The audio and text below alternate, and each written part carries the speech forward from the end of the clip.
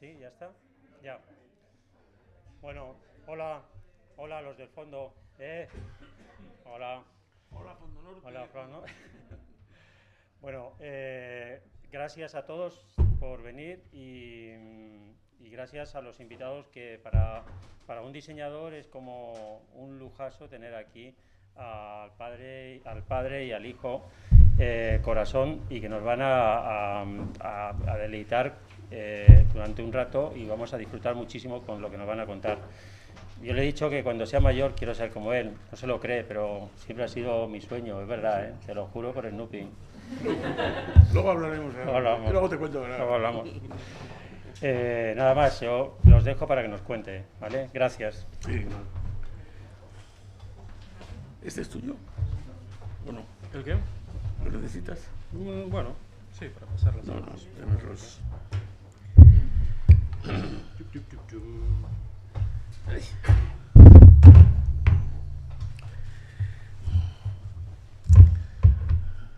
¿Empiezas? Empiezo. Esta imagen que veis aquí es una fotografía de un trabajo conceptual de los años 70 que se titulaba Pieza de conversación. Y ese es un poco el tono y cómo afrontamos este encuentro esta tarde. Es decir, nada de maestro, nada de masterclass, nada de... Es una conversación lo que queremos tener y lo que queremos provocar también con vosotros. Es decir, que vuestra participación es una parte importante de la charla o de la reunión de esta tarde.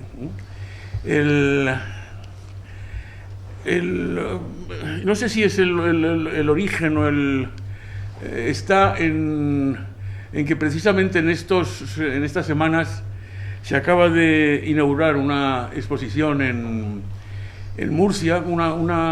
Hay una fundación, Murcia Futuro, que está desarrollando todo un programa de investigación realmente con el Departamento de Arquitectura y Diseño de la Universidad de Harvard, y están trabajando desde hace unos años sobre el planteamiento de que la arquitectura y el diseño en un futuro muy próximo van a ser una misma disciplina. Va a haber una ósmosis entre las dos y de ahí va a surgir un nuevo nombre, supongo que a lo mejor es.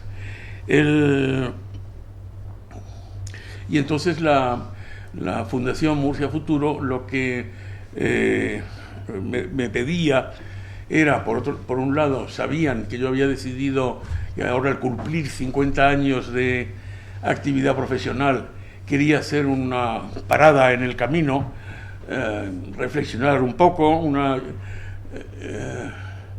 y entonces lo que creían que era un momento idóneo para hacer una recopilación y muestra de los trabajos de estos 50 años en el estudio. Yo creo que desde el punto de vista cronológico no hay ningún estudio con una permanencia en el tiempo tan extensa. Estamos hablando de los comienzos en el año 63 y por tanto, debido también al tipo de trabajos y al desarrollo que ha habido a lo largo del tiempo, veíamos que los trabajos del estudio en cada una de las fases representaban pues un poco lo que viene a representar el diseño, que es casi una radiografía en tiempo real de la sociedad en la cual se produce. El diseño es el resultado de un encargo y por lo tanto el encargo es lo que te da las oportunidades y las limitaciones. Y el encargo está definiendo la ambición, digamos, en el sentido conceptual, con la que el cliente o el que encarga está afrontando y qué tipo de temáticas son las que afrontan. De modo que insisto que si nos paramos a pensar y hacemos un análisis geográfico o temporal de diseño en cualquier país, el diseño te está dando una imagen, realmente una radiografía muy precisa además de la realidad, porque el diseño vive de la industria, del comercio, de las industrias de la cultura, y por lo tanto está reflejando exactamente el nivel en cada momento. Si quieres. Sí. Entonces, a partir de esta recopilación de estos 50 años de trabajos del estudio, en los cuales yo he estado también implicado como diseñador y como director de proyecto en los últimos 10 años, realmente llega un punto en el que empezamos también a pensar por qué hacemos esto, por qué somos diseñadores. Y eso es lo que nos lleva también a plantear esta conversación de hoy. La conversación es abierta, no va a haber micro para todos, pero en el momento en el que tengáis cualquier duda, cualquier sugerencia, la decís, nosotros la repetimos aquí para que la entiendan desde streaming y en definitiva el objetivo es tener esta conversación.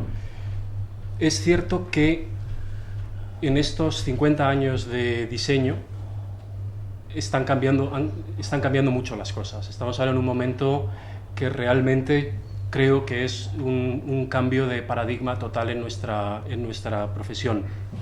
Entonces nos hemos propuesto esta aproximación que creemos que es simpática para la charla de hoy, que es el diseñador y la magia. Entonces, ¿cómo funciona la magia dentro de nuestro trabajo?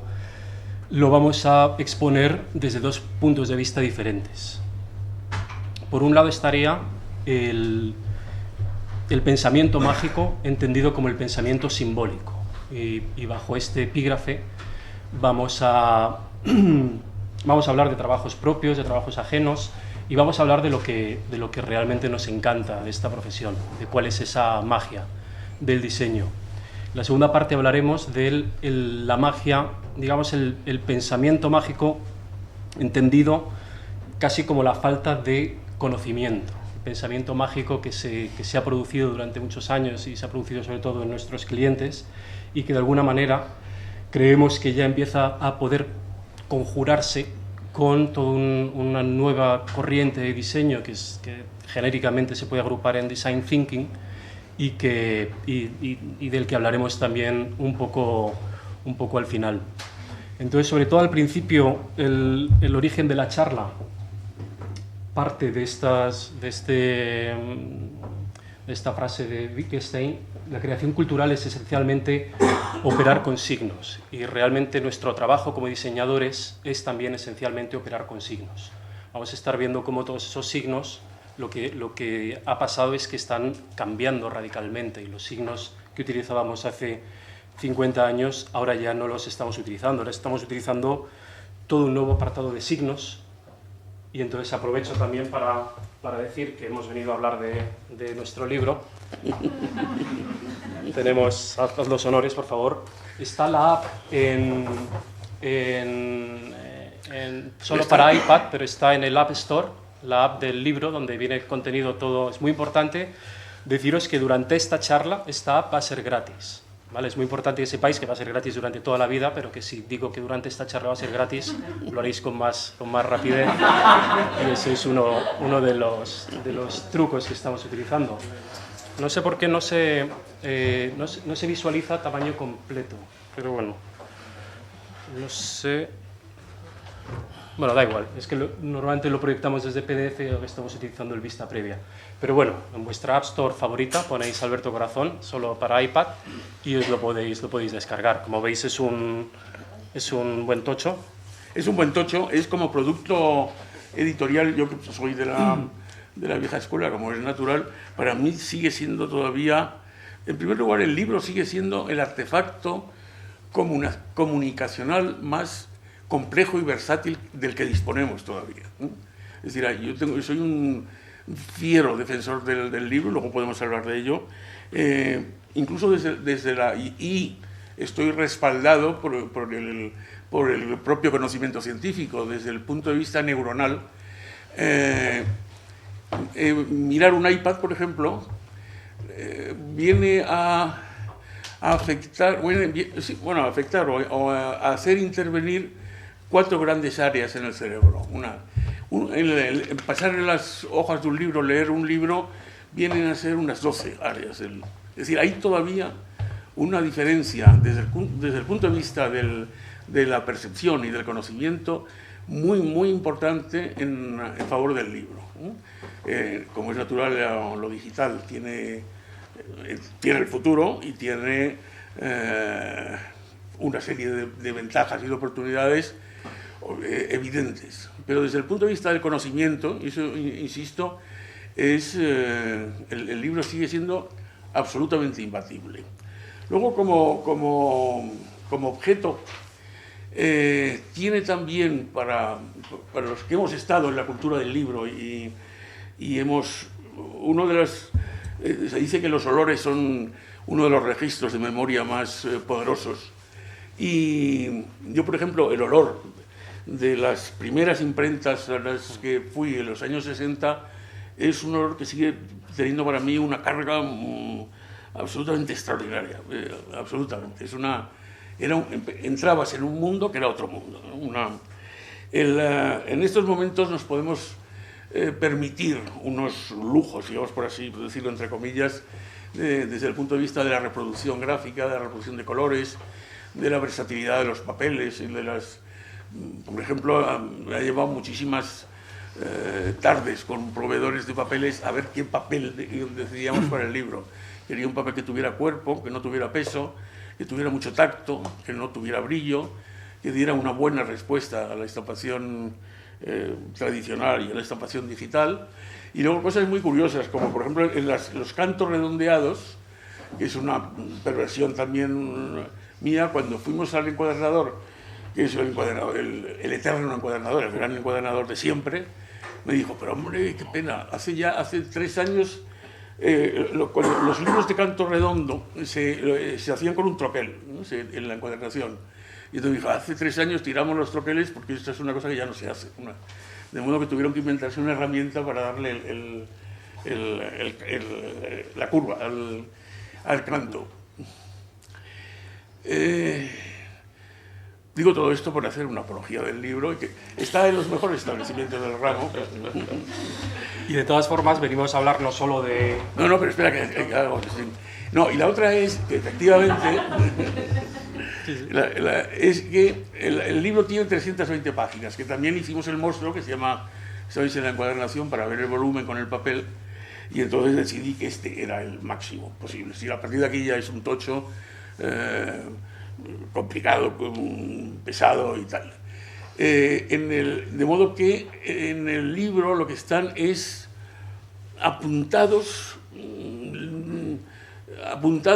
pero muy levemente, una gran parte de los trabajos, pero ahora al hacer un poco una revisión a fondo nos hemos dado cuenta que acogen como un tercio de los trabajos del estudio y simplemente apuntados. No hay procesos, no hay desarrollos, prácticamente no hay texto. Los 2 que hay son muy interesantes, están también en el app, y os recomiendo muchísimo leerlos. Uno de Enric Satoé, que yo creo que es un compañero, amigo de toda la vida, colega, como bien sabéis, y yo creo que es el mejor diseñador gráfico que ha tenido este país, sin la menor duda. Es mejor que yo como diseñador gráfico, os podéis imaginar ya que es la cara, ¿no? Y el otro es un texto de Fernando Gómez Aguilera, es el director, es un poeta soberbio, y es el director de la Fundación César Manrique de Lanzarote, que es un ejemplo de gestión cultural civil. Y Fernando es un hombre con fundamento, ¿no? Que decía mi abuelo. Y el texto es un texto magnífico. Soy nada más que esos 2, pero vale la pena leerlos. Entonces, este discurso era para decir, aquí tenemos un tercio de los trabajos ligeramente apuntados en 320 páginas. En el iPad, en el catálogo digital, pues hay como 3.000. Es decir, que efectivamente cada uno tiene su propio territorio. Estamos viendo unos momentos magníficos en el sentido de que nada excluye a nada. Es decir, vamos incorporando cosas, pero nada excluye a nada. De modo que el libro tiene una fascinación especial y una capacidad de acumulación de información en el área de lo digital que justifica que se compatibilicen y que existan conjuntamente los dos nichos, vamos, ¿no? Decía que, claro, esta fijación de mi padre por el libro, desde luego me ha acompañado toda mi vida. Y es una fijación que tiene que ver con todos esos aspectos nostálgicos y todos esos aspectos de de lo que ha sido la cultura de la imprenta, pero yo creo que tiene también mucho que ver con lo que llamamos la magia de nuestra profesión.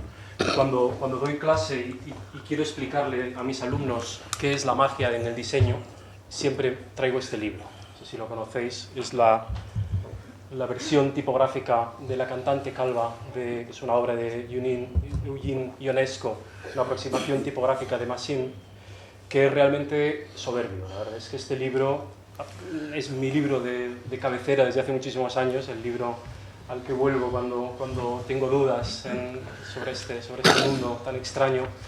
Y es un libro espectacular, no solo porque gráficamente es espectacular, sino porque el planteamiento que hace Massin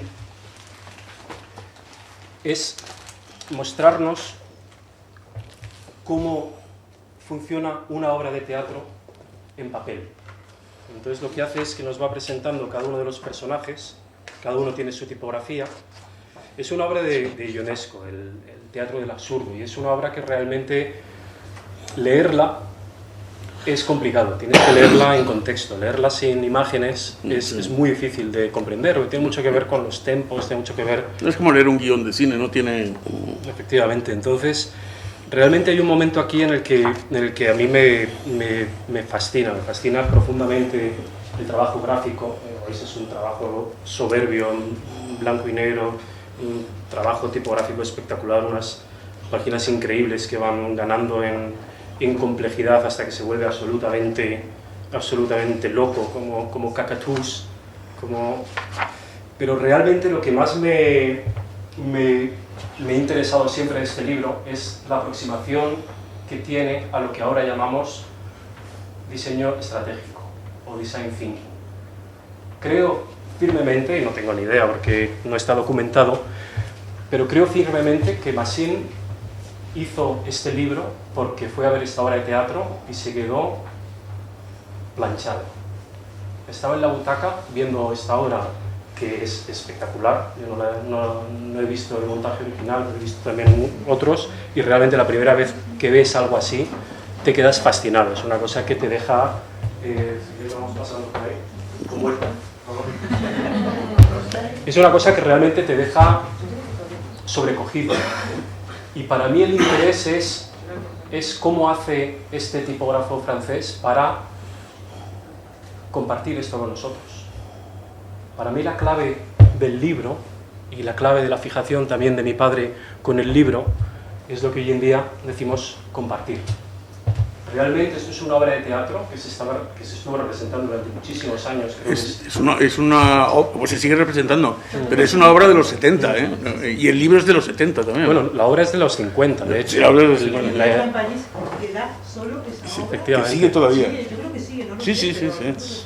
La leyenda dice que sigue. Yo sospecho que realmente no sigue, pero es muy bonito que sea así.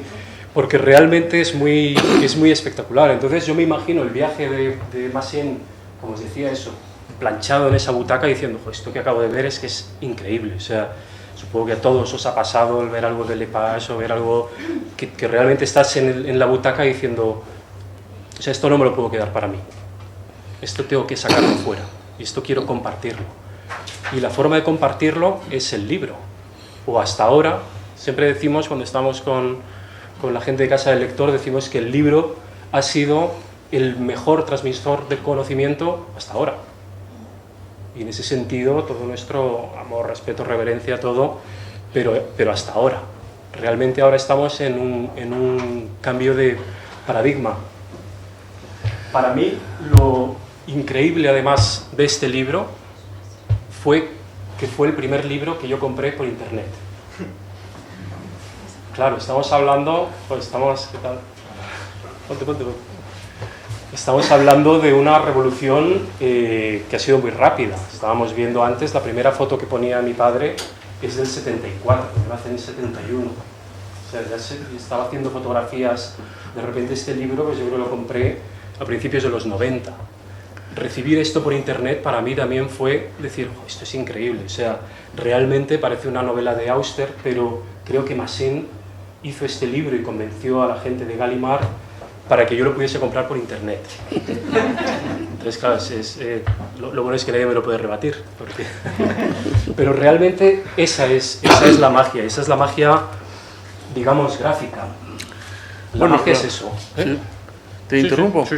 Es que por un lado está ese aspecto que dices tú, y por otro lado también está lo que dices a propósito de cómo empiezan a superponerse. Ionesco escribe la obra en el 50, Massin la ve en el 70, hace un libro en el 70, 20 años o 15 años después tú lo compras por internet porque además está descatalogado. Es imposible.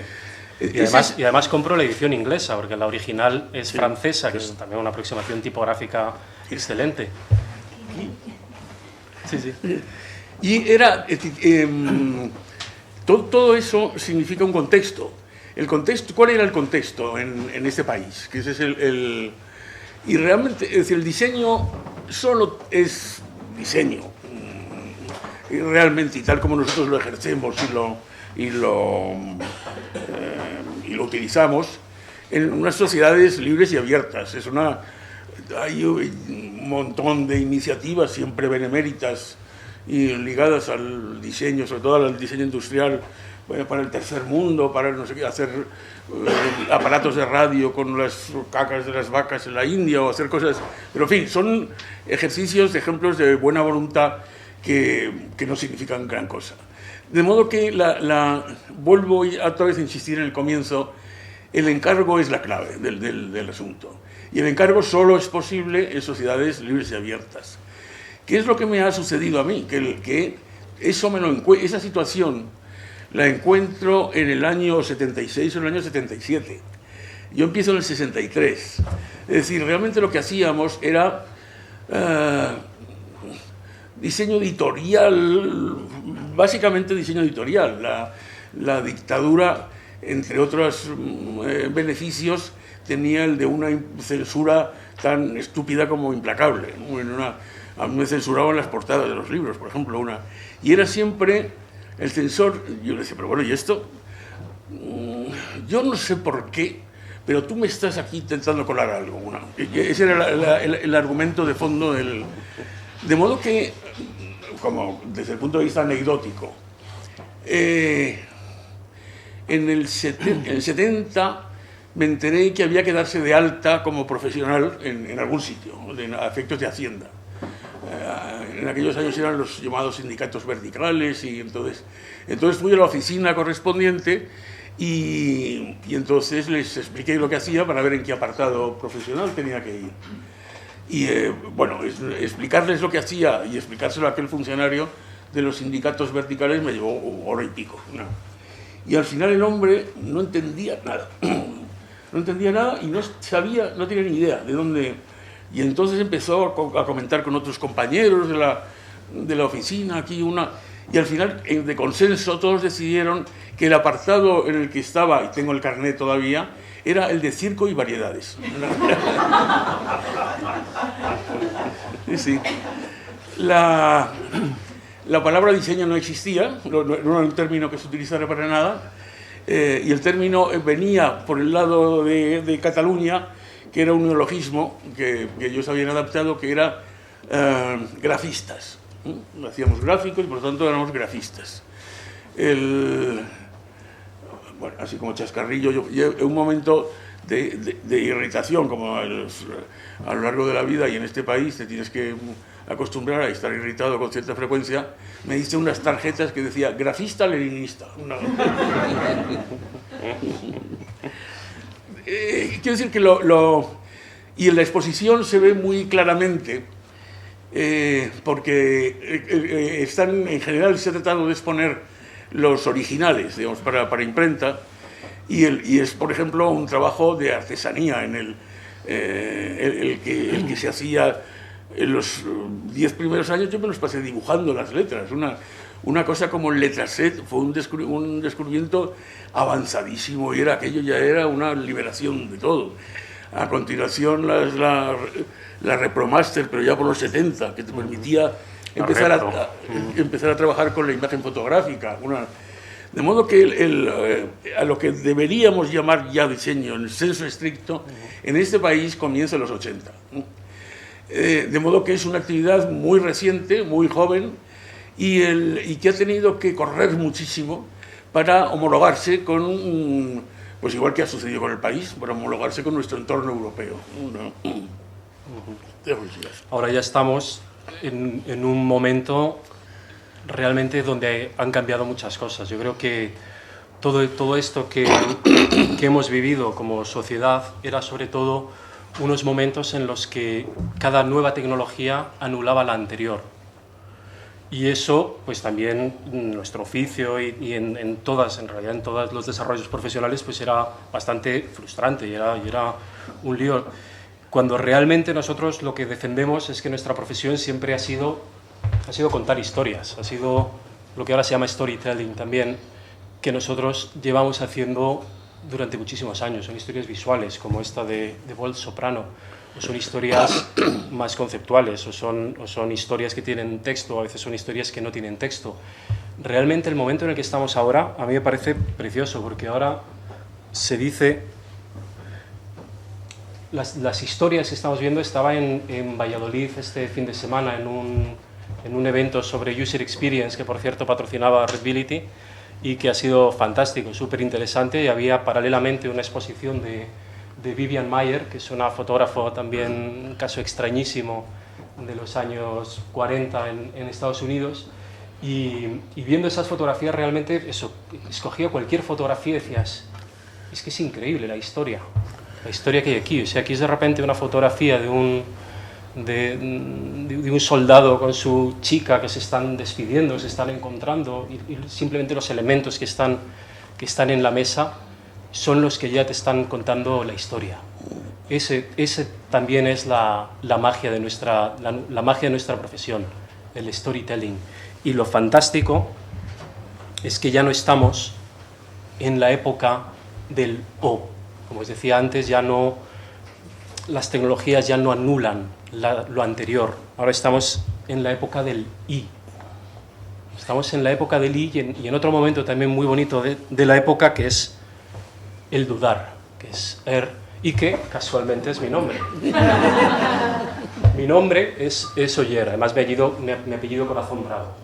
Vaya, es duro, vale, es duro, pero además mi nombre es un nombre navarro, es en vasco antiguo, cuando existía la Y, y significa el campesino propietario de una vaca.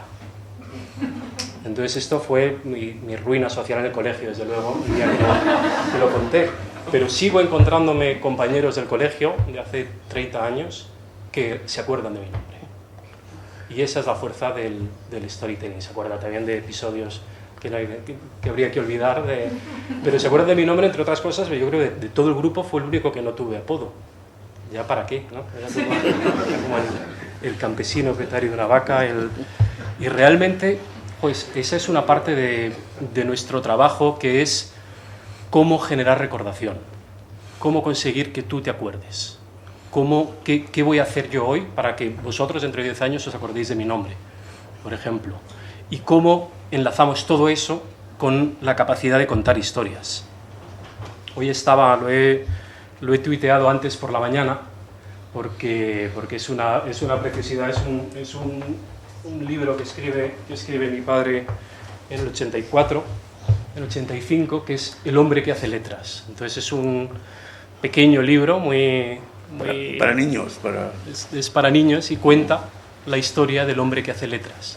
En realidad está contando la historia de la transmisión de conocimiento, pero a partir de un storytelling precioso, que es: con el anochecer junto al fuego, la tribu reunida escuchaba al hombre que contaba historias. A veces, el hombre que contaba historias era interrumpido por alguno de los oyentes que relataba un sueño. Con el tiempo, ese sueño se convertía en una nueva historia. Todo el mundo escuchaba con atención al hombre que hablaba y temían por su desaparición. Si ese hombre moría, tendrían que buscar a otro que recordase esas historias, y a veces no era fácil. ¿Qué cosa tan frágil es la memoria? Solo podían aprender aquello que eran capaces de recordar. Realmente es una preciosidad. Y aquí veis también lo que va contando es la historia de la tipografía. Es las portadillas.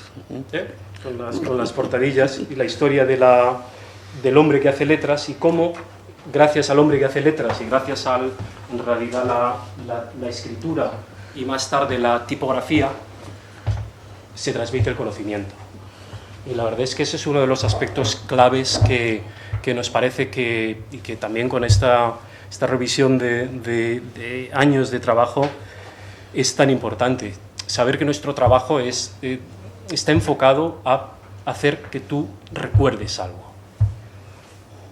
¿Quieres que hablemos de naming? De todos modos, hablamos de naming. No, sí, déjalo. Bueno, el comentario que tú dices, hay el comentario de ayer, que recordemos. En realidad, el término exacto sería encontrar la pregnancia. La pregnancia son dos valores simultáneos. Es, por un lado, que visualizas y reconoces, y por otro lado, la memoria también te da los valores de ese reconocimiento. Y ese es lo que nos piden, es decir, cuando estamos hablando de diseño gráfico en el sentido más estricto, cuando estamos hablando de una marca, de un logo, eso es lo que nos piden, pregnancia. Pero hay una visión más... hay otra visión del diseño, por otro lado, que yo utilizo cada vez más. También se debe al hecho de que Oyer ha estado siempre trabajando y muy interesado en el área del diseño de la gráfica, de la comunicación gráfica, de la comunicación visual.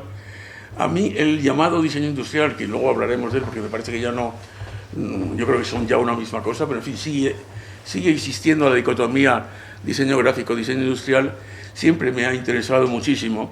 Y en ese sentido, desde esa perspectiva utilitaria, más global,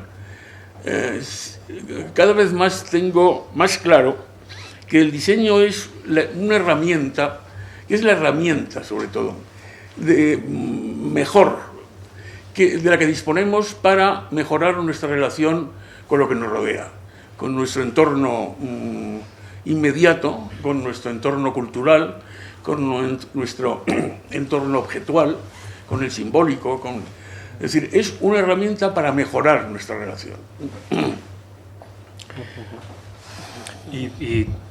Y esa herramienta engloba no solo lo que es gráficamente, sino aspectos que siempre nos han parecido tan interesantísimos como es el naming, por ejemplo. Este es un caso muy... Pero me voy a ir pasando el libro este también. Ah, sí. ¿Y me das el agua? Sí. Dátela. No sé si con tantos libros no nos van a hacer caso, nos van a todos leyendo la libra. Tienes toda la razón y además podéis hacer las dos bien. Bueno, dos y más. Tampoco te crezcas, tampoco te crezcas. Este es un caso muy interesante porque es sorprendente en la cultura empresarial. El origen está en la empresa anterior, que se llamaba Técnicas de Formación Empresarial. Fue un poco los pioneros fueron en técnicas de formación y tuvieron un extraordinario éxito. Es decir, es un caso en el que una empresa que es líder en su sector y con un extraordinario éxito decide cambiar el nombre. Y decide cambiar el nombre porque ha entendido que ya no es formación profesional de lo que están hablando. Lo que están hablando ya es de conocimiento. Es decir, han entrado en el siguiente nivel, en la siguiente etapa, y son tan conscientes de su propia capacidad que afrontan el reto de dejar una marca de éxito, dejarla de lado y reposicionarse y replantearse de nuevo. Entonces nos piden ayuda y entonces y nos piden que hagamos también incluso el naming desde el comienzo. A ver cómo lo cuento bien, así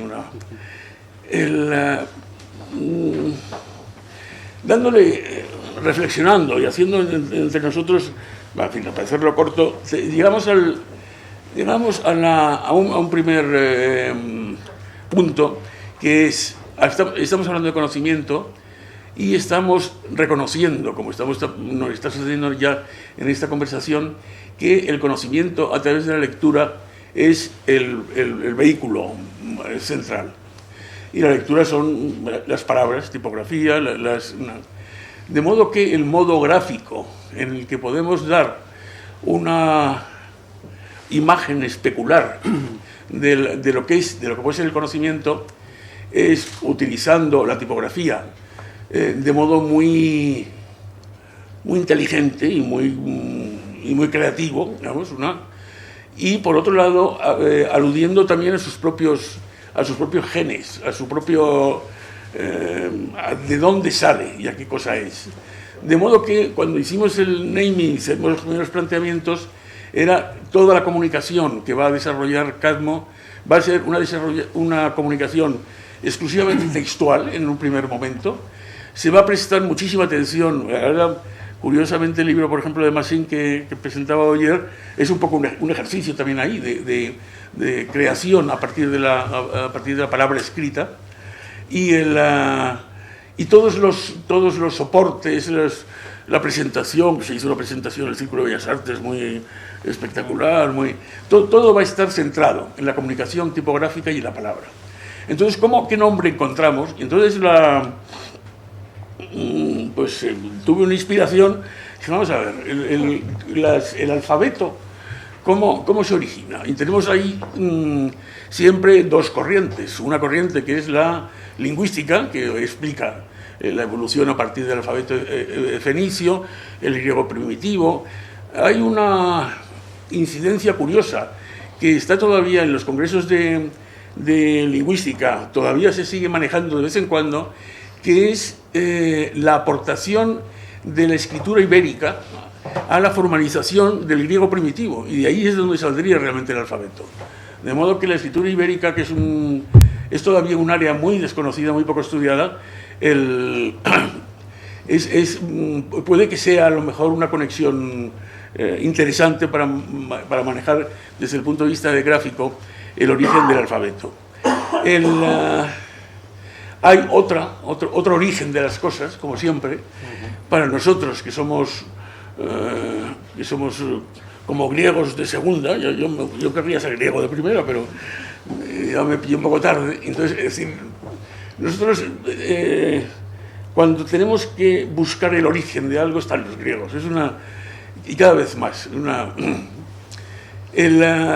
Y entonces, por lo tanto, está la mitología. O sea, la mitología occidental es una progresión a partir de la mitología griega y está hoy todavía presente en todo. Entonces, buscando dónde está el origen, me encuentro con una historia preciosa.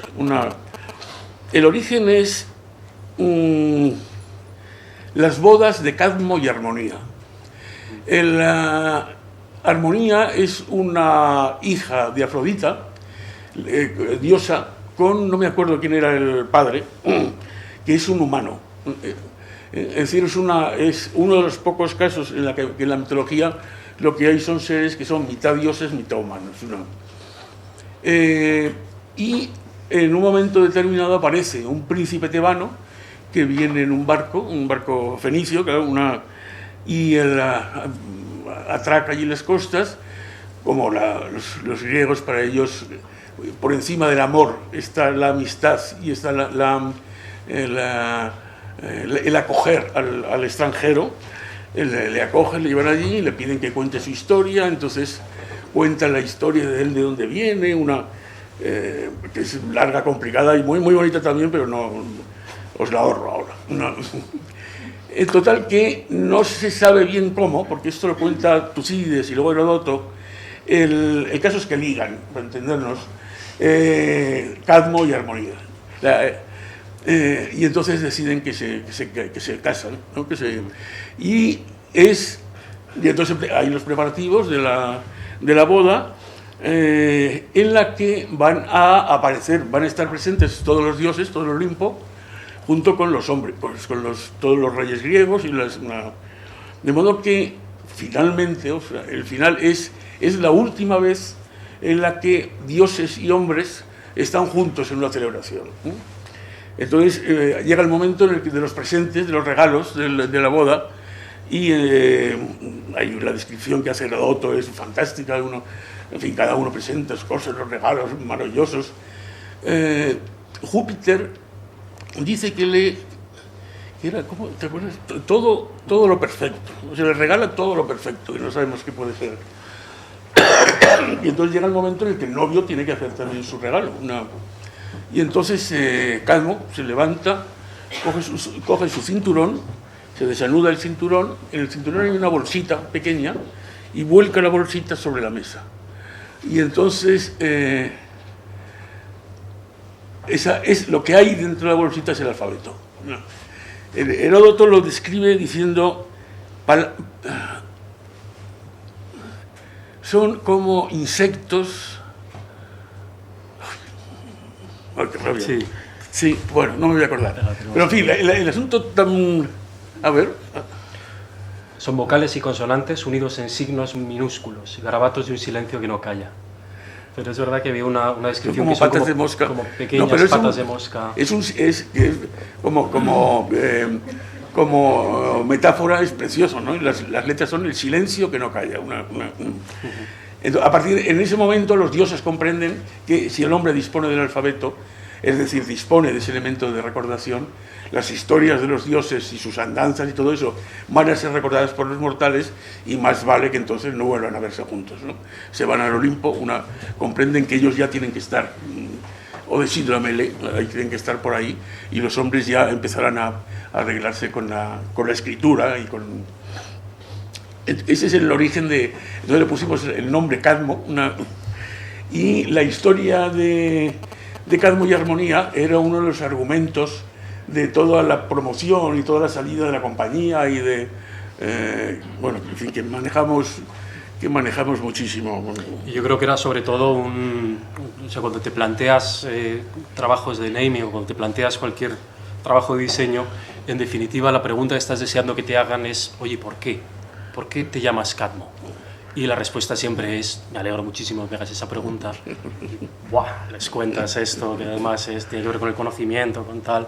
Y se trata de eso, se trata de generar esa pregnancia, de generar esos efectos de recordación, sin dar una puntada sin hilo, ¿vale? Os acordaréis de mi nombre, pero no tiene ningún sentido realmente para mí como presentación profesional. Ser un campesino propietario de una vaca no es una puntada sin hilo, en el sentido de que no me lleva a ningún lugar. Realmente, con el tema de los naming, con el tema de la pregnancia visual, es con el que siempre hemos estado trabajando, hemos estado peleando en cierta manera. Sí. Me acuerdo bastante de todo el trabajo de la UNED, ¿te acuerdas? Sí, sí. Todo el trabajo de la UNED era, por un lado, un ejercicio de, en realidad, contra naming, en el sentido de que era ya olvidarnos que era la Universidad Nacional de Educación a Distancia. El término nacional empezaba a pasarnos, y cada vez nos pasa más, que no tiene sentido. Ya puede ser nacional de Cataluña, puede ser nacional de cualquier sitio. De hecho, otro de los logotipos, el de la Biblioteca Nacional, luego nos pidieron que fuese la Biblioteca Nacional de España, porque efectivamente ya no hay... Sí. O sea, hay una selección nacional de hockey de Cataluña. O sea, ya no tiene sentido, pero sobre todo con todo el trabajo del logotipo de la UNED, lo que buscábamos, en realidad la pregnancia, es cómo introducir algún pequeño estímulo, cómo introducir algún elemento, en definitiva, que te turbe, que te moleste, Sí. o que de alguna manera... Desde el punto de vista gestáltico, es en un campo uniforme que tú reconoces inmediatamente, hay un pequeño estímulo que no reconoces conscientemente, pero el ojo y el cerebro identifica que ahí hay una quiebra, un crack, un algo. En definitiva, joder, eso es la magia del diseño, que es estudiar esa relación entre el ojo y el cerebro. ¿Qué es lo que pasa cuando ves algo y qué es lo que te activa en el cerebro? Eso es lo que hemos buscado siempre. El estudio se llamaba al principio investigación gráfica. A mí me parecía el mejor nombre posible, investigación gráfica. Como ese trabajo en realidad de saber, oye, ¿por qué pasa esto? ¿Por qué, si yo os pongo una cosa, os fijáis? ¿Cómo los diseñadores dirigimos la mirada, en definitiva? El trabajo con la UNED, en definitiva, uno de los giros que le dimos fue darle la vuelta a la N, que fuese una N en espejo, digamos, provocando ese pequeño estímulo de pregnancia visual. Esto es complicadísimo colocárselo a un cliente, y con la UNED además tuvimos que hacer yo creo como 10 bolos. Cada vez nos llamaban, oye, ¿no os importa ahora explicárselo al próximo? Y ya el último, que era con todos los catedráticos. Sí, todo el claustro. Pero era como 50 personas. Sí, era sí. una cosa... Eran 50 catedráticos, de los cuales 48, o sea, el rector no y uno, decían tonterías, realmente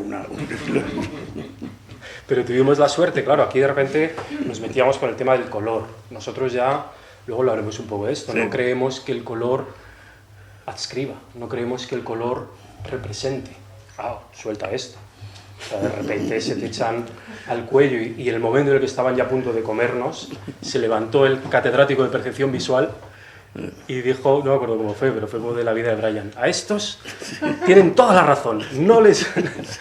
decirles que sí a todo, y gracias a eso salió el trabajo de la UNED.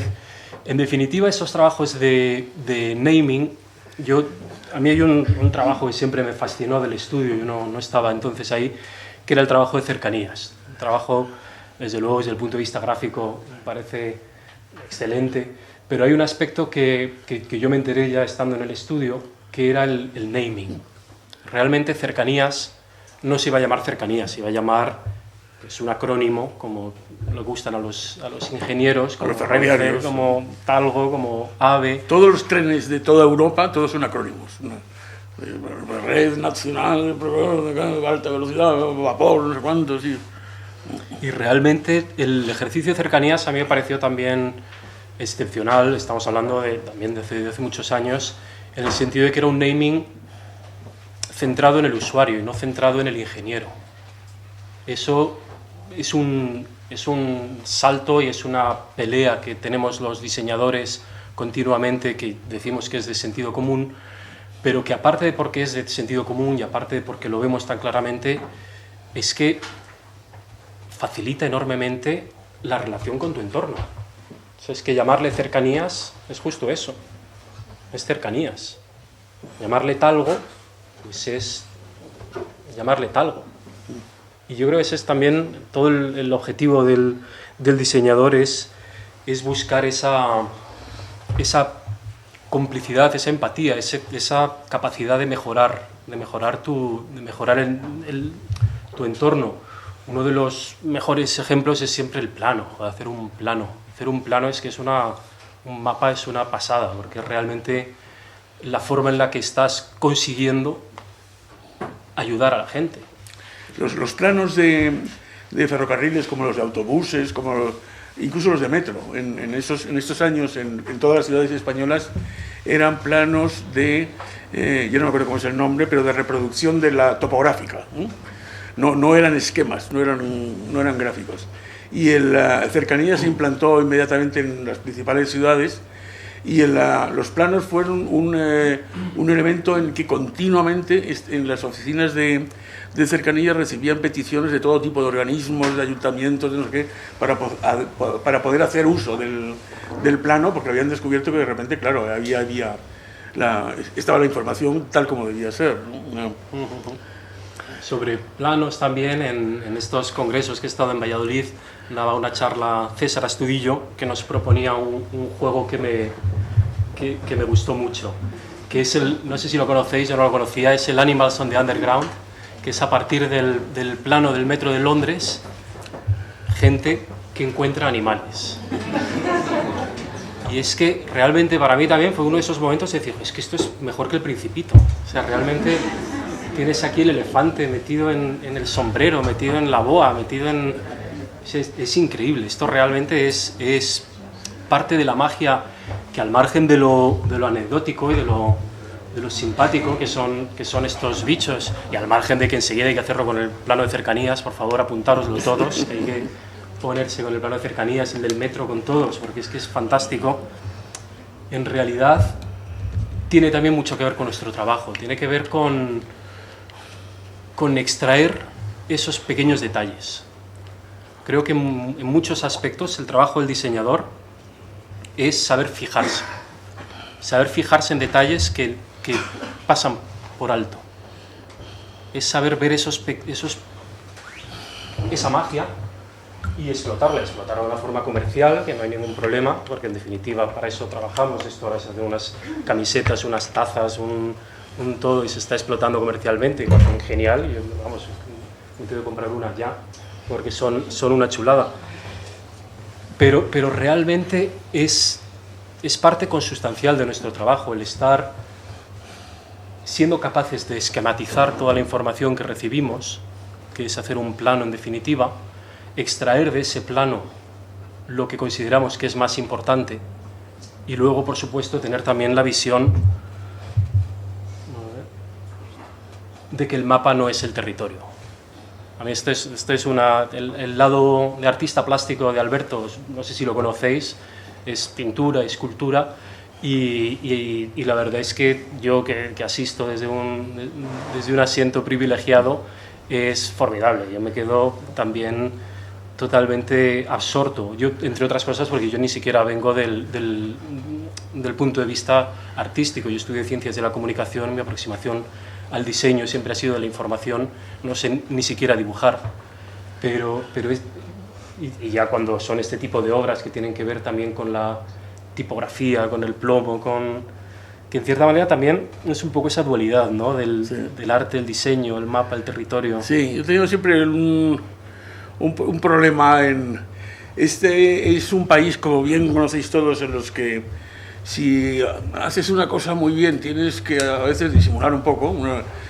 Hay un promotor musical, el principal del país, que hace unas semanas me comentaba, decía, es que me ha ido muy bien, demasiado bien la temporada pasada, y ahora estoy inventándome que tengo una úlcera tremenda. Tienes que inventarte algo para compensar, porque si no, eso te penaliza, ¿no? Entonces yo me encontré rápidamente con que me penalizaban por los dos lados. Para mí la actividad plástica y la actividad como diseñador son dos modos de afrontar eso, nuestra relación con lo que nos rodea. La relación de lo que viene provocada por el encargo, insisto, el encargo defender el encargo es tu obligación, el encargo tiene sus propias oportunidades y sus propias limitaciones. En cambio, el área de la creación plástica es precisamente el otro lado, es el lado en el que no existen otras limitaciones que las que tú te creas, es un autoencargo, sería el lado poético, el lado oscuro, si queremos así, mientras que el diseño sería el lado racional, el lado práctico, Y para mí es muy importante y muy interesante la conexión entre los dos. Además siempre lo he hecho así, pero tal como os comentaba, me encontré en un momento dado con que me penalizaba uno. Es decir, para los diseñadores colegas era muy fácil decir, sí, pero Alberto ya no diseña, él está muy interesado ahora en la pintura, está haciendo esculturas, está haciendo cosas estas, y por el lado de los pintores o escultores, o sea, es que le ha dado ahora por pintar pero lo que es un diseñador, ¿no? De modo que durante unos años lo que hice fue una estrategia que era en España hacer exposiciones en buenas galerías cada 2 o 3 años, pero así, discretamente, sin más, sin hacer participar en colectivas, ni hacer nada fuera, y hacer todo el desarrollo fuera. De modo que ahora cuando hay retrospectivas, pues la gran parte de las esculturas y de las pinturas que piden pues están en museos alemanes o museos norteamericanos. De modo que aquí, durante esos años, eran los años de crecimiento de la demanda de una sociedad nueva, libre, y el diseño tenía un protagonismo que era imparable, incomparable. Por lo tanto, decidí que en España era diseñador y fuera de España era un creador plástico, ¿no? Pero siempre lo he llevado, como decía ayer, de modo paralelo. Y este puede ser un buen ejemplo en el sentido, retomando el aforismo de Wittgenstein, estamos siempre operando con signos. Aquí tienes un primer campo conceptual, que es la propuesta. El mapa no es el territorio, ¿no? Que me parece que tiene un recorrido larguísimo y amplísimo, ¿no? Precisamente para entender nuestra relación con lo que nos rodea, ¿no? La segunda es cómo transmites ese conocimiento. Y la tercera es cómo esa transmisión puede ser reforzada, puede ser aumentada a través de una manipulación plástica, ¿no? Como es en este caso con unas planchas de plomo, la tipografía en la propia composición.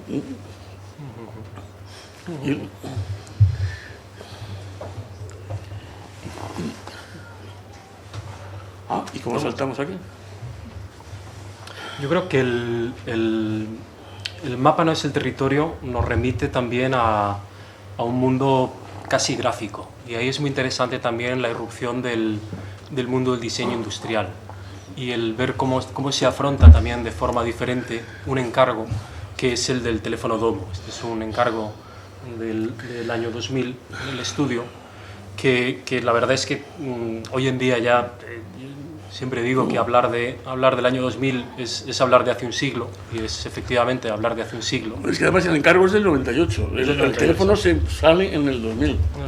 En el año 98 estamos en un momento, ahora todo es muy imprescindible contextualizarlo, estamos en un momento en el que el móvil prácticamente no existe, existían aquellos primeros zapatófonos, ¿no? ¿Cómo se llaman aquellos? Sí. Empezaba a generalizarse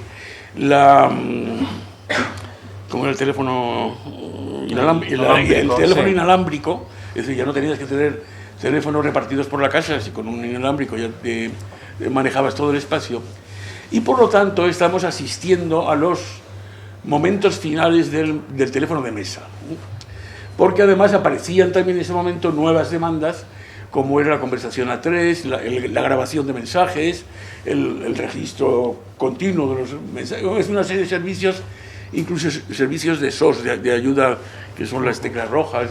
Pásame si quieres. No están aquí. No está la roja. Están abajo. Da igual.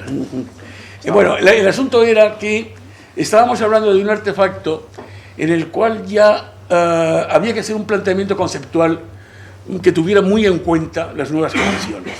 Las nuevas condiciones que ponía Telefónica era sencillamente que una terminal telefónica sofisticada, como era ya esta, tenía que ser fácilmente comprensible y utilizable en un despacho de abogados y la señora María en la Sierra de Cuenca.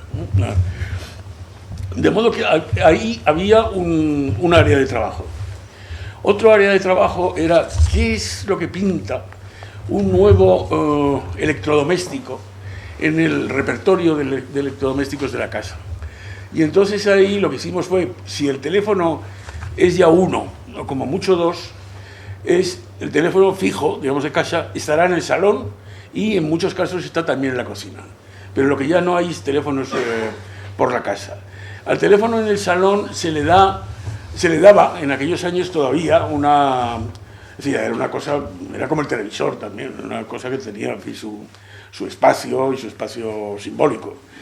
De modo que había que darle unos contenidos formales determinados que fueran interesantes desde el punto de vista formal, y ahí con unas derivaciones muy complejas, y sencillamente nos quedábamos ahí. Es decir, teníamos los usos y la presencia del aparato. En el equipo de trabajo había un psicólogo, yo lo utilizaba con mucha frecuencia, y un antropólogo, y entonces ellos nos proporcionaron una cantidad de información interesantísima en el sentido de por qué cuál era la verdadera demanda simbólica que se producía alrededor del teléfono. Y era curioso que eran básicamente por parte de los adolescentes y de las personas mayores. Con las personas mayores, en esos momentos ya solucionaba muchos de sus problemas de relación y de movilidad, y con los adolescentes se producía el caso curioso que llegaban a casa, se enganchaban al teléfono y estaban una hora, pero hablando con sus compañeros de clase, que es una vivencia que todos hemos tenido. La explicación era que el teléfono era un refugio de intimidad. En el vis-a-vis tú tienes siempre la duda de si el otro hace un gesto que no está compartiendo contigo lo que le estás diciendo, o duda, o hace no sé qué, En cambio en el teléfono estás absolutamente blindado para todo, ¿no? Y por lo tanto ahí es donde puedes hacer un desarrollo de tus sentimientos más íntimos, también sin el menor pudor y sin el menor... Eso por eso. Uy, el teléfono, perdonad, no me doy cuenta. Está perfectamente preparado, no os preocupéis de nada. No, coge. Si lo has dejado descolgado. ¿No? Sí, es que ya. Yo te lo pongo. Bueno, silencio. Desde el punto de vista de comprensión, que es uno de los que nos puede... Desde el punto de vista formal, es muy curioso porque llegamos a una depuración del artefacto en sí mismo que era mínima. O sea, realmente podía ser el auricular, podía ser un cable, además en unos diseños preciosos, y el teléfono en sí podía ser casi una cosa como un móvil ahora. Pero resulta que eso no tenía... La demanda era que tenía que tener un peso, tenía que tener formaba parte de la decoración y tenía que tener un peso. Un peso y los valores que se asignaban eran tan precisos como, por ejemplo, el auricular. Todo el teléfono está sobredimensionado por un lado y sobrecargado por otro. Es decir, tenía que pesar. El micro tenía que tener un peso mínimo. Porque si no sé, les decían, oye, es que esto no o sea, no les proporcionaba seguridad de modo que empezaban a entrar ahí una serie de elementos que tienen mucho que ver con la funcionalidad real, porque de eso se trata, sin que tengan nada que ver con la funcionalidad mecánica. Y otro aspecto interesante desde el punto de vista del diseño y del trabajo de desarrollo que hicimos fue la comprensión. Y para la comprensión llegamos a una solución y es así, hasta el punto que se anunciaba como el único aparato tecnológico que no necesitaba instrucciones, que esa era un poco la clave. Y el asunto clave fue olvidarnos de los pictogramas. Es curioso, y volver al lenguaje. Es decir, que las teclas digan lo que hacen, en lugar de remitir a la abstracción del pictograma. Yo solo recuerdo perfectamente de estar, yo creo que fueron 3 días, viendo cómo se resolvía esto con pictogramas. Cómo hacías un pictograma de contestador, bueno, más o menos, pues, total. Claro, un pictograma de llamada 3. Cuidado, aquí ya, pictograma de llamada en espera. Empezaban a ser pictogramas tan complejos que realmente no había ninguna posibilidad de que supieses que quería decir esto sin un manual delante. Y de repente esa solución también tan limpia y tan cristalina, de decir, oye, son 9 millones de unidades, pero se van a instalar en territorio hispanoparlante.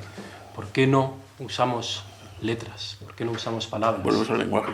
Y la verdad es que, claro, parecemos idiotas de no haber caído en ello antes, pero cuando estás también muy metido en un proyecto, a veces pasa esto también. Sí. Entre otras cosas también, como diseñadores, hacer un pictograma es lo que más te puede gustar del mundo. O sea que también, de cierta manera, pecamos de decir, es que esto quiero, hacer un pictograma, Y en definitiva esa es también la trampa.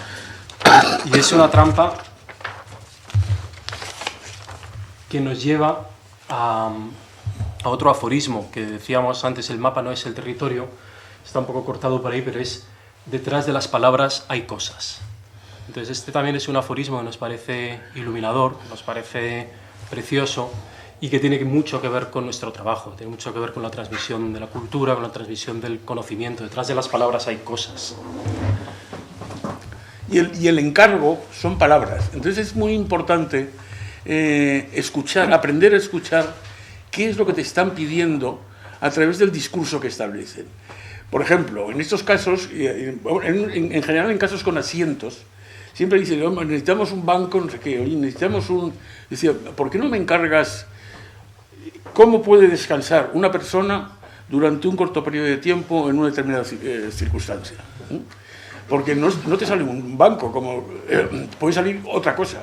Es decir, el modo en el que se formaliza el encargo, las palabras con las que estás transmitiéndolo, están diciendo algo, pero detrás hay otras cosas. En este caso es un último desarrollo. Yo he estado con los asientos, porque siempre me ha interesado mucho el asunto, ya en cercanías empecé a desarrollarlo, de cómo descansar. En las estaciones de cercanías, en la inicial, que funcionaba con los arreglos a los horarios de los trenes regionales, En Madrid ciudad prácticamente las esperas eran las mismas, pero en cuanto salías de Madrid o de Barcelona en las esperas a veces eran cada 15 minutos, luego era cada 3/4 de hora, es decir, que lo que hicimos el desarrollo de toda una línea de bancos y de elementos de descanso de acuerdo con las esperas previsibles en cada una. Y lo que apareció es, desde el punto de vista ergonómico, el mayor descanso hasta 20 minutos que obtienes, no es sentándote, sino apoyándote así. Y con las manos así, en realidad lo que está funcionando es, por eso es el isquiático, la parte de abajo de la columna vertebral, y lo que hacíamos era un asiento, eso que te permite descansar sin necesidad de tener la base, con lo cual solucionamos una serie de problemas de mantenimiento, aparte de los obvios de que era una mejora desde el... Sí, realmente también en la búsqueda del asiento isquiático están esos aspectos formales de no generar un espacio residual donde te puedas dejar la carpeta, donde te puedes dejar el móvil, donde puedes dejar una lata de Coca-Cola, lo cual ya quiere decir que alguien va a tener que venir a limpiarlo, etcétera. Pero está también esa ambición, y esto es lo que os enseñábamos al principio. Esto era una propuesta para una de las entradas de la casa del lector, donde hacíamos esta barandilla isquiática, y esta propuesta era de poner detrás de las palabras hay cosas, que por ahora no ha salido, estamos ahí luchando con ello, porque nos parece muy, muy bonito para un sitio más como casa del lector. Pero la ambición del asiento isquiático también, en realidad, es generar espacios públicos. También como diseñadores vamos viendo cómo los espacios públicos desaparecen, donde ya las referencias ya ni siquiera vas por los pueblos y la referencia ya ni siquiera es la iglesia, sino el Carrefour o el Corte Inglés. Y realmente es algo que también da mucha rabia y que tenemos que potenciar, tenemos que trabajar por ello. Todo el trabajo que hemos hecho de señalización de Casa del Lector no lo vamos a mostrar, pero sí os recomendamos desde luego que vayáis a verlo, porque a mí personalmente es de lo que más orgulloso estoy de mi carrera profesional, porque por un lado era generar ese espacio de oye, que puedas quedar, ¿dónde quedamos? En la puerta de la Casa del Lector, porque sabes que ahí se puede descansar, pero también, y este es el aspecto que hablábamos de la pregnancia, de estar generando ese reconocimiento, en realidad, y para esto la señalización y el wayfinding es tremendamente poderoso, es de nuevo generarte esa recordación. ¿Os parece espectacular que si buscas en Images, Google, Casa del Lector, ves algunas piezas de señalización? Esto que se ve, a ver, igual desconfiguro todo, o sea que agarraros. Esto, por ejemplo, ahí. Esto, por ejemplo, es una búsqueda en Instagram del hashtag Casa del Lector. ¿Vale? Instagram, como sabéis, red social donde la gente sube lo que le mola. Estamos hablando de Casa del Lector, que es un espacio que es espectacular. O sea, la arquitectura, el trabajo de Antón García Abril es para echarte a llorar. Un espacio que tiene unas exposiciones con unas esculturas de prensa, que bueno, de letras, ¿vale? Que se me nota la pasión también, pero con unas obras de arte espectaculares. Es increíble que conforme lo vamos chequeando, suele haber un 20% de fotografías de la señalización bajo el hashtag Casa del Lector en Instagram. La gente hace esas fotografías y las sube porque le mola la señalización. Frente a un espacio increíble, que no es que estemos hablando de un espacio frío o feo. Para mí esa es la clave de generar esa recordación. Para nosotros una de las claves del usuario del siglo XXI es demuéstrame que te importo. Y en definitiva eso es lo que buscamos. Que con un rótulo, con una tipografía, que con una app, que con una aplicación, que con una web, te estemos generando ese efecto de que te lo recuerdes. Lo recuerdes por algo. Para mí, desde luego, la prueba de fuego es eso. Subirlo a Instagram es la prueba de fuego. Quiere decir que he hecho una fotografía que la he aprehendido con H intercalada, que la he convertido en mía, aparte porque le he dado estos filtros tan tan chulos, porque la he subido como parte de mi experiencia. Y desde luego para mí esa es una parte de nuestro trabajo que es fantástica y que contiene todo ese elemento de magia. Otro de los aspectos de nuestro trabajo que tiene también toda esa magia, a mí me parece que es este trabajo. Este es el pictograma del discapacitado activo. Es un trabajo que desarrollamos cuando estuvimos haciendo la señalización de Calviá en Mallorca, y que frente a utilizar los catálogos clásicos de minusválidos, de discapacitados, proponíamos este otro. Lo clásico en un pictograma de discapacitado es que es llevado en silla de ruedas. Nosotros proponíamos esta aproximación, que es un discapacitado activo. ¿Vale? Entonces, nosotros creemos que esto es una parte espectacular de nuestro trabajo y sabemos que es una absoluta tontería y que casi nadie se va a dar cuenta. Yo el otro día, por cierto, lo vi que lo estaban poniendo en el COAM, y la verdad es que me hizo una ilusión increíble, porque quiero decir, además se la han bajado de un PDF, porque ni siquiera está en ningún catálogo. Pero en este tránsito del diseñador como alguien que nos ayuda a mejorar nuestra relación con el entorno, creemos que ahí está todo el espacio para este tipo de acciones, que son mínimas, que solo lo vemos los diseñadores, pero que en cierta manera sobre lo que funcionan es sobre dar visibilidad. Para mí la clave de todos los pictogramas de discapacitados, sean este u otros, por ejemplo, es que sean siempre muy grandes, que se vean. Yo recuerdo hace 10 años la entrada de discapacitados de los cines Renoir, que es que daba miedo. Es que no te metías ahí, vamos, era la Plaza de los Cubos, la época dura de la Plaza de los Cubos. Hoy en día todos los accesos son impolutos, son inmaculados, da gusto entrar.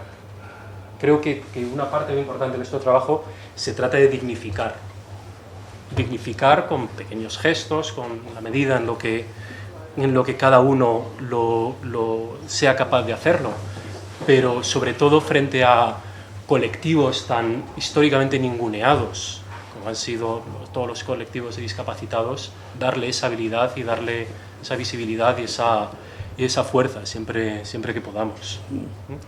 Yo creo que tenemos, que me estoy dando cuenta de la hora, tenemos vamos a cortar, tenemos la posibilidad de hacer una última intervención así relativamente breve, y luego preguntamos o cortamos ya una. No, un poquitín. Hombre, a mí sí me gustaría, vamos a ir pasando, todo esto os lo perdéis, pero bueno, otro día os lo contamos. Pero yo creo que sí es interesante abordar este otro aspecto que os prometíamos al principio de el pensamiento mágico, esta magia del diseño, entendido como la falta de ciencia, la falta de conocimiento.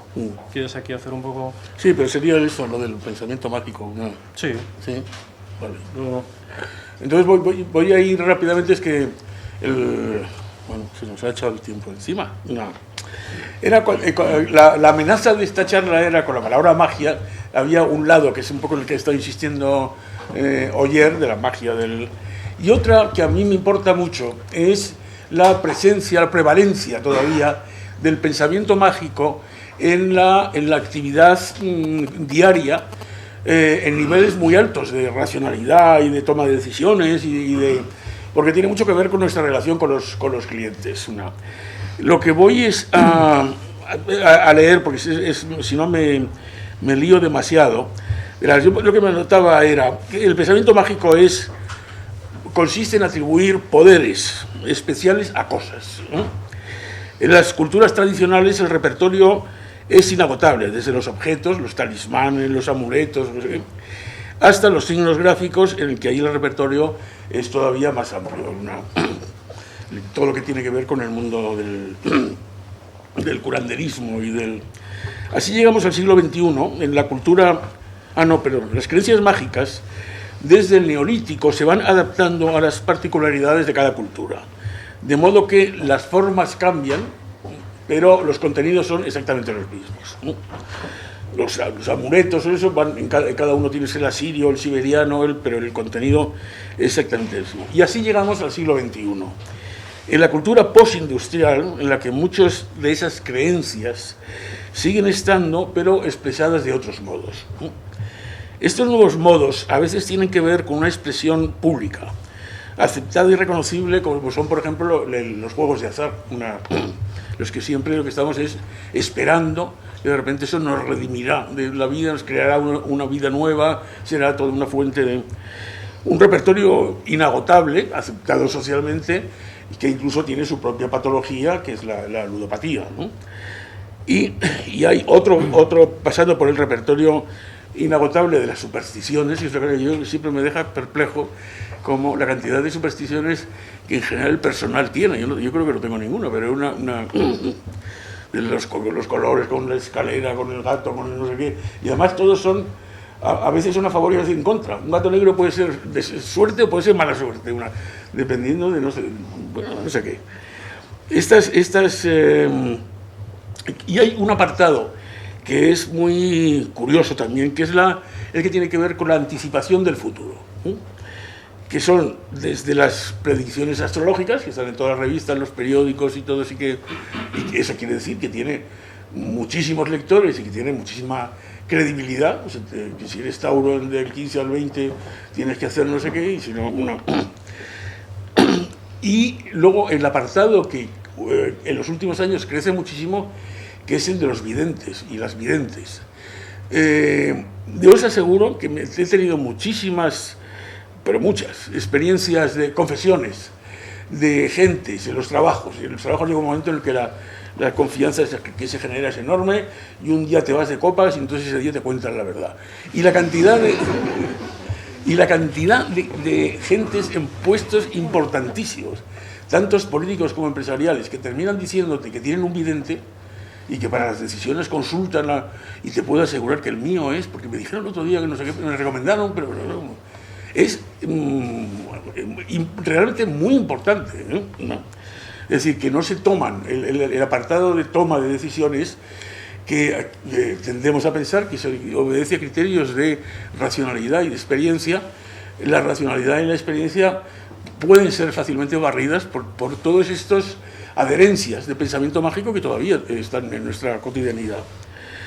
En el trabajo del diseñador aparecen con frecuencia en dos momentos, dos grandes momentos.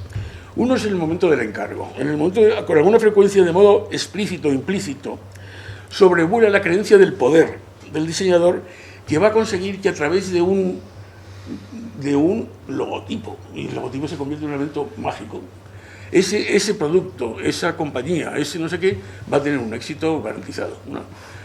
Yo me abruma muchas veces y digo, oh, es que de verdad, es que si lo haces tú, es que tenemos ya, es que rompemos ya. No tiene ningún sentido hacer eso. El logotipo pasa a ser, y cada vez más, es un signo mágico, y empieza, cuando te piden que hagas el análisis de marcas y no sé qué, y hacer una consulta popular, una consulta de gente, ese pensamiento mágico aflora inmediatamente, ¿no? Por tanto, que ese es el lado que yo le llevo fatal, eso significa que el proceso de diseño no es entendido como el desarrollo de competencias profesionales, sino que está trufado de cosas que el diseñador maneja y nosotros no sabemos qué hacer. El diseñador, por tanto, no opera como un experto en conocimiento, sino como un taumaturgo. Como cuando la reputación del médico estaba en el ojo clínico y no en sus conocimientos, ¿no? Eso era típico, yo lo recuerdo de don fulano, que es una eminencia, es que tiene un ojo, no era que hacía radiografías, que hacía análisis, tiene un ojo que cuando te vea ya verás cómo. Entonces la diferencia, nosotros estamos viviendo en una sociedad postindustrial, la sociedad del conocimiento y de la información, y la carga, y somos nietos de unas culturas agrícolas que están muy arraigadas en nuestro psiquismo interior. Y entonces somos híbridos, estamos ahí por un lado somos modernísimos y por otro lado somos casi sumerios en muchos aspectos, ¿no? De modo que la diferencia entre el médico y el curandero, por ejemplo, en la cultura agraria popular, es una diferencia no muy relevante, ¿no? Ese es el lado del curandero, en el que estamos, muchas veces nos encontramos los diseñadores cuando empiezan a explicarnos y a hablarnos de nuestro trabajo. Y luego hay otro gran apartado, que eso lo sufriréis todo, que es el de las reuniones de grupo. Las reuniones de grupo son verdaderamente una cosa que habría que hacer literatura sobre ello, porque son... en las reuniones de grupo se produce esa desinhibición en la cual no importa que digas tonterías, porque ya dicen, no, hombre, sí, se trata de brainstorming. Y entonces, ¿qué es lo que se produce? Por un lado, la aparición del pensamiento mágico, por ejemplo, en relación con los colores. O sea, los colores los nombramos y el espectro está construido por Newton hace 4 siglos y desde el comienzo quedó clarísimo que los colores no tienen propiedades, ¿no? Pero sin embargo es indudable que para mí el amarillo trae mala suerte, el rojo es un poco o el negro fúnebre, el otro una naturaleza, pero si es un banco, un azul, entonces es un absoluto disparate, no tiene el menor fundamento de nada. El mejor ejemplo, recuerdo, es con el negro. Yo viví la transición de que el negro no podías plantear un diseño negro. Era simplemente, ¿dónde vas con esto? Esto es fúnebre, no sé qué. De repente, al día siguiente, el negro era la clase más alta. La etiqueta negra era, de repente, la caridad, el súper. Yo hice el diseño de las cajetillas de Educados cuando hubo la renovación de todo lo que era el packaging de tabaco, y la primera propuesta, que era en negro, a pesar de que los tés y todo salía, pero vamos, barriendo, al final tuvo que ser un azul muy oscuro, porque resultaba imposible entenderlo a los de tabacalera. Y luego hay algunos rasgos gráficos muy específicos que tienen que ver sobre todo con 2 grandes áreas, que es la agresividad y el equilibrio. Que encuentran de repente que eso es muy agresivo, o que está desequilibrado, ahí pasa algo, no sé qué, me molesta, no podemos entrar en detalles ahora. Y otra que es ya magnífica, porque es el efecto Rorschach. Como sabéis, el test de Rorschach consiste en proyectar unas manchas, que son manchas azarosas, que se hacen nada más con tinta y un papel contra otro, y eso sirve para proyectar, para que el sujeto proyecte. Entonces ve esa mancha y uno ve ahí un elefante, otro no sé qué, otro... Es decir, y esa proyección del paciente es lo que hace que el diagnóstico a través del test de Rorschach permita descubrir áreas ocultas, problemas, no sé qué. Eso es absolutamente... sucede siempre. O sea, hay un momento de la reunión de grupo en el que todo el mundo empieza a comportarse como si tuviera delante un test de Rorschach. Y entonces ven todo tipo de extravagancias y de cosas insólitas. Yo recordaba ayer cuando estaba escribiendo esto, de un chiste viejísimo, que de estos de Juanito, en la serie, que en el colegio, iba al colegio y la profesora llama al padre y le dice, usted, aquí con Juanito, ustedes tienen un problema, tienen que verle así, porque es que haga lo que haga, es que ve mujeres desnudas, ¿no? Y el padre le pregunta, bueno, ¿y qué es eso? Pues mira, por ejemplo, le enseño este libro, y ahora este de geografía. Y dice, y es que usted le enseña unas cosas. Claro, pues exactamente eso es lo que sucede. De modo que,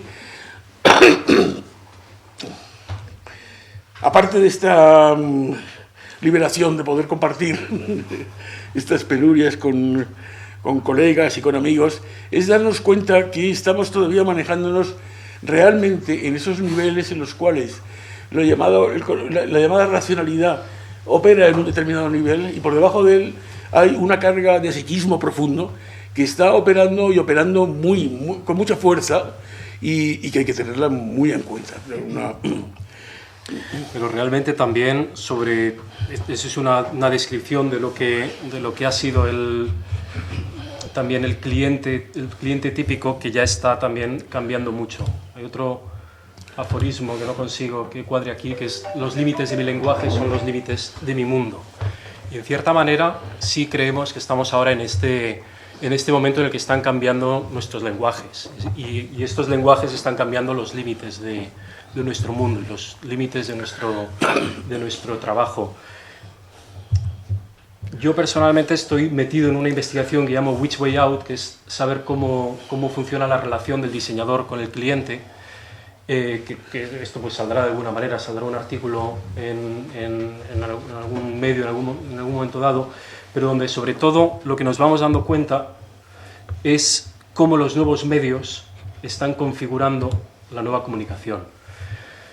Si os ponía al principio, os poníamos el ejemplo de la cantante calva del libro este de Masén como uno de esos breaking points para mí del diseño, y creemos que ahora estamos también frente a otros. Yo creo desde luego que Twitter, y estando aquí en una de las casas del informe Twitter, me parece importante también verlo con esa perspectiva. Me acordaba de una conferencia del eShow del año pasado que decía: en Twitter la conversación es el lienzo.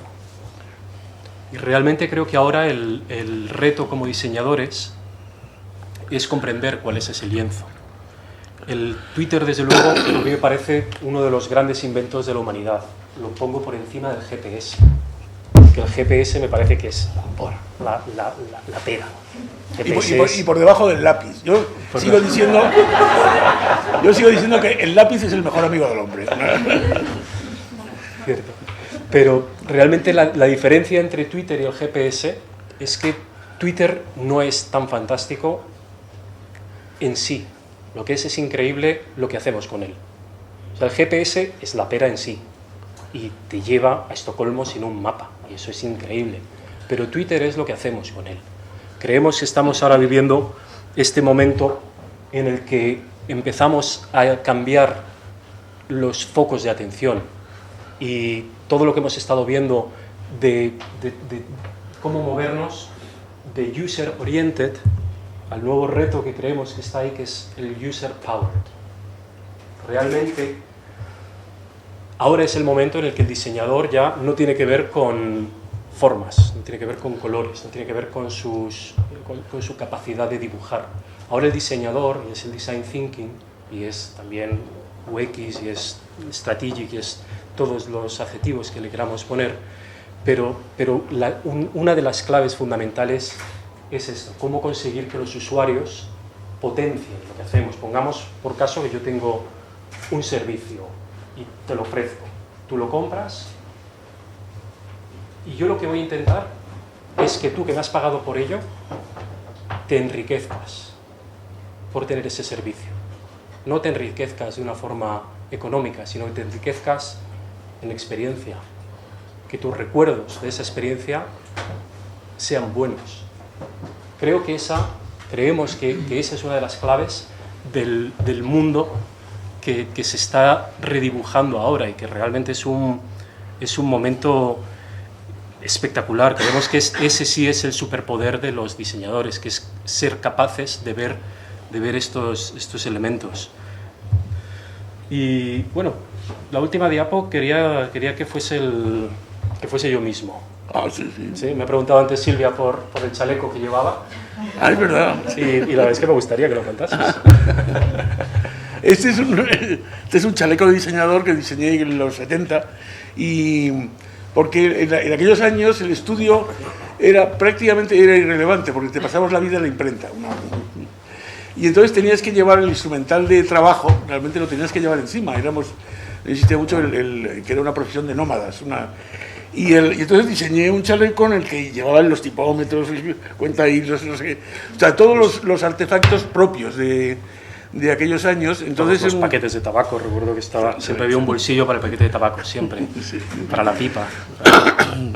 Y además ya me acostumbré a llevarlo, llevaba siempre, y un día en Londres paseando se me acerca una chica y dice: ¿qué chaleco lleva usted? Y no sé qué. ¿Y dónde lo ha comprado? Y le expliqué que lo había diseñado yo, y que era uno que me hacía un sastre que estaba en el barrio. Y entonces resulta que era la jefa de compras de Marimeco, una empresa sueca muy potente aquellos años. No sé si ahora ha bajado un poco. No, sigue. Sí, sigue siendo. Estampación. Y entonces me pidió que le hiciera los planos, en fin, todo lo o sea, que me encargaba que el chaleco, querían comercializarlo, y durante unos años lo comercializó antes de ponerse de moda lo de los fotógrafos, de los chalecos estos, y vendieron mucho. Bueno, por lo menos los royalties eran interesantes, o sea que vendieron. Ahora, por cierto, los hace mi hermano, Baruch. Sí.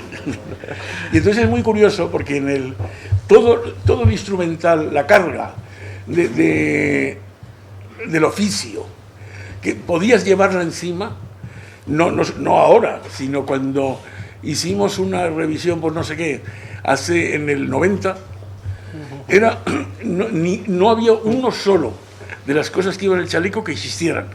O sea, no que habían desaparecido, sino que ya eran cosas que encontrabas en el rastro o en sitios vintage que se llama ahora, cosas. Era increíble y evidenciaba el cambio en la profesión que era absolutamente radical. Es ser en la exposición se ve muy bien y es muy interesante porque estás viendo que el paso de las destrezas, la exigencia de las destrezas durante un periodo, y ese da la vuelta y es el paso a la exigencia de las neuronas. Y a mí me parece que esa es la buenísima noticia que tenemos y que además cada vez va a ir creciendo más por ese lado. Pues básicamente esta era la charla. Los camisas y los chalecos ahora los hace mi hermano, Baruch, tu hijo Baruch, y Baruch Corazón lo tenéis. Y realmente había parecido también una reflexión muy chula, ¿no? O sea, todo lo que llevaba Alberto hace 30 años, hace 40 años, ya no sirve para nada, pero seguimos haciendo lo mismo. Ha cambiado los lienzos, han cambiado los soportes, pero seguimos siendo diseñadores. Incluso yo no puedo ponerme el chaleco porque he engordado, o sea que tampoco... Muchas gracias.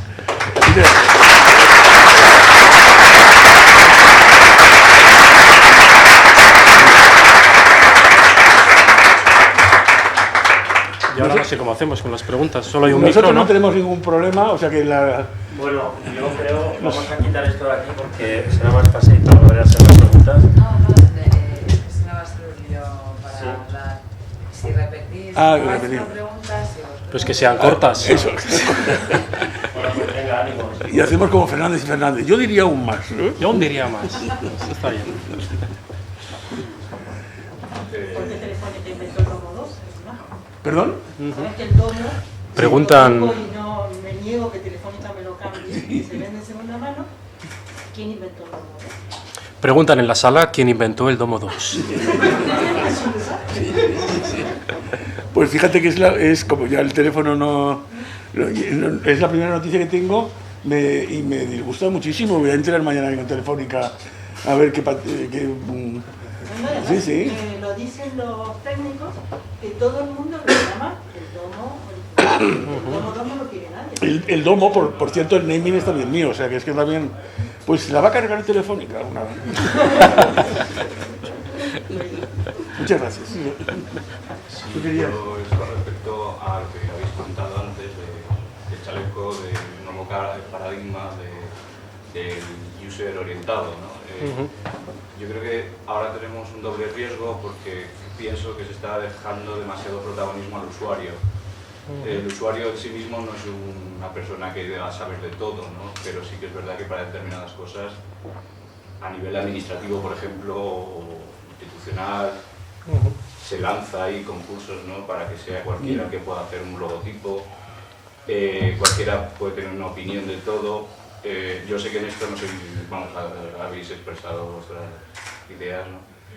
Pero creo que para determinadas cosas sí se deja oportunidad al usuario, para determinadas no. Yo, algunas reuniones, no termino de decirlo, ¿no? Pero cuando pues el típico de community manager dice, bueno, pero para esta campaña, igual para nuestros clientes, podríamos dejar paso a los usuarios, clientes y tal.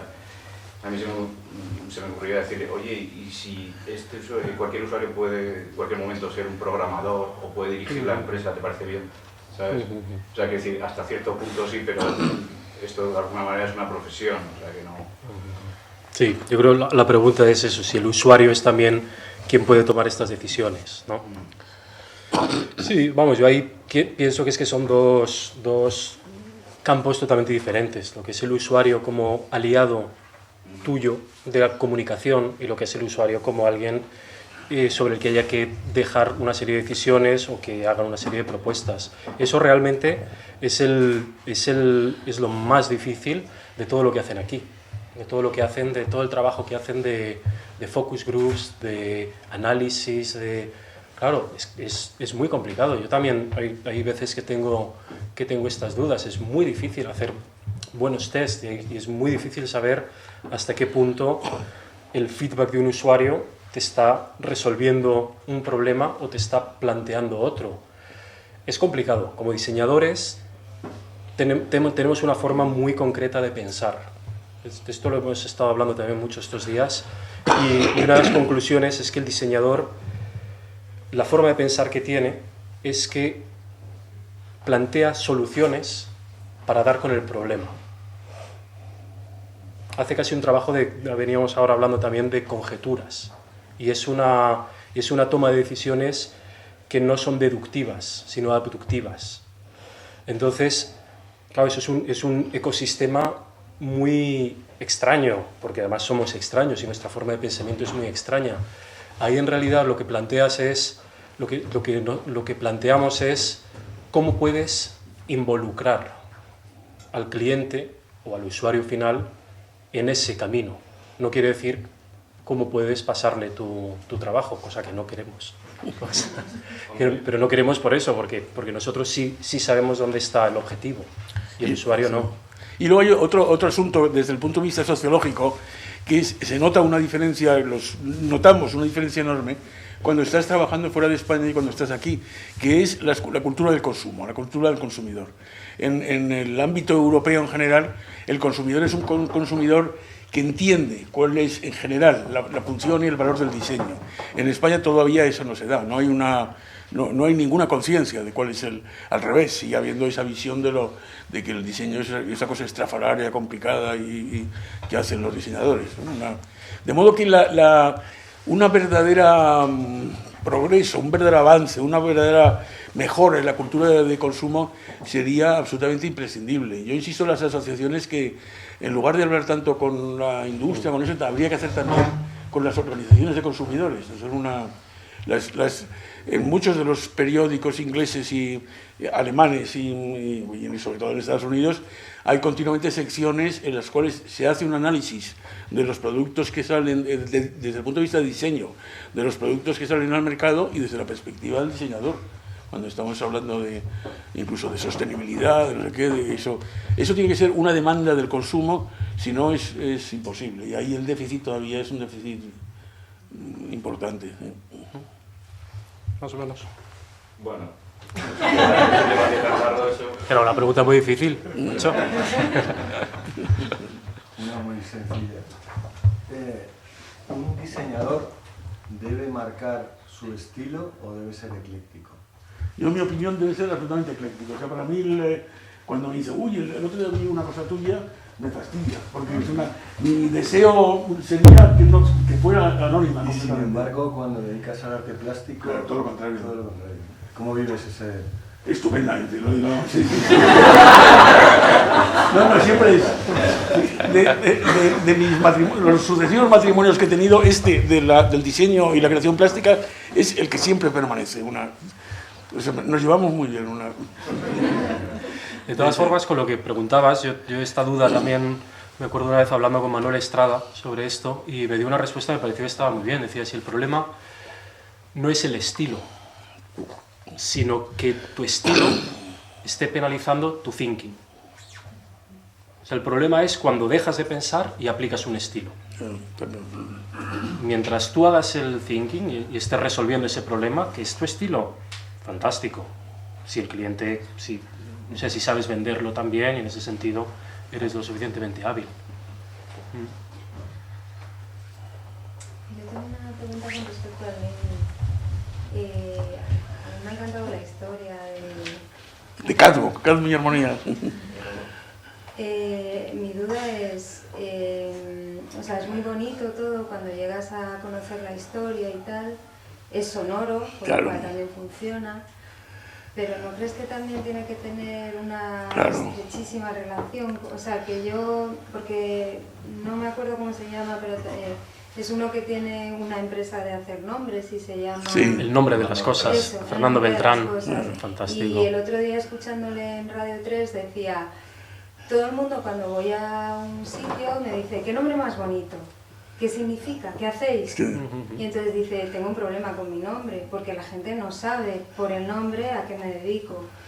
Entonces, ahí... No, pero ¿lo decía de él? Sí, sí, de él mismo. Ah, claro, si decía que yo hago naming. Él es el peor difusor, explicador, porque siempre dice que es como un poeta de no sé qué, alguien que inventa palabras, otro que... O sea, verdaderamente es que no sabe explicar bien qué es lo que hace. Claro, no, él lo que decía es que si tú por el nombre no sabes lo que haces a tu empresa, es que el nombre no funciona. No, nada, no. Entonces yo veo complicado Nada. equilibrio. Bueno, coge cualquier ejemplo, coge Coca-Cola, ¿tú sabes qué? El Corte Inglés, fíjate tú, ¿a dónde nos llevaría? No tiene nada que ver. No, eso corresponde a una situación de revolución industrial casi. En estos momentos ya la comunicación, las conexiones y la recordación, la pregnancia se establece por otras vías que no tienen que ver con el objeto. En el caso de Cadmo, que es además el conocimiento, pues es que es... Sobre todo que ahí tienes también el apellido. O sea, esta empresa es Cadmo Conocimiento, lo cual ya te da una pista y te provoca que preguntes. Y luego hay todas esas adherencias poéticas y literarias, pero naturalmente siempre hay que hacer una prueba de fonética. Las pruebas de fonética se hacen con teléfono y también con otros pidiendo que escriban. O sea, hay todos unos test que te están asegurando que además responde. O sea, no solamente el contenido puede ser interesante, sino que además eso no tiene más de 3 sílabas, hace no sé qué. O sea, hay una serie de reglas que te están acercando mucho a algo que sí, que tiene consistencia. Y simplemente por comentar el nombre de las cosas, que para mí es un fantástico trabajo. Para mí siempre de los mejores trabajos que hizo nunca fue el del Parque de la Biodiversidad de Madrid, al que no iba ni Dios hasta que se llamó Faunia. Es un fantástico ejemplo. No sé si por Twitter hay preguntas.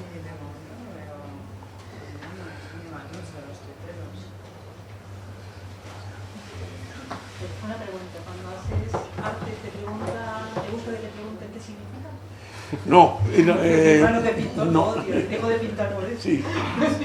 No, la creación artística yo insisto mucho que son muy complementarias para mí, y precisamente el lado del arte es lo inexplicable. Es decir, una pintura no tiene explicación, lo que tiene son referencias, pero no una explicación. Cuando dicen, yo es que no entiendo el arte contemporáneo, pero es que no hay nada que entender.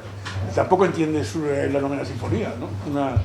O sea, me parece que las dos artes que han tenido un verdadero salto importante en el siglo XX no han sido tanto las vanguardias artísticas como la poesía y la música. Y son precisamente las dos expresiones más abstractas y más conectadas con la emoción también, ¿no? Yo creo que la pintura y la escultura tienen que ir por ahí, por eso es... Bueno, si no hay ninguna otra pregunta, cierro un poco aquí la charla. Muchas gracias a los dos. Ha sido un momento mágico y de verdad que se agradece. En el buen sentido. Encantados. Muchas gracias.